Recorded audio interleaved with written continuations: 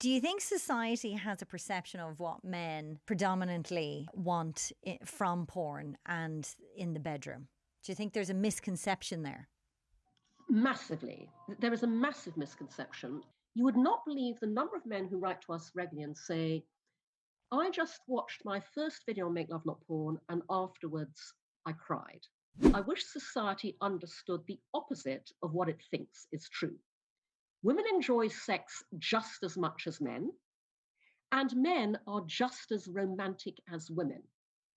Yet neither gender is allowed to openly celebrate either of those facts. We'd all be so much better off if they were. People go, oh, men want sex, men need sex. Actually, men want love, intimacy, human connection.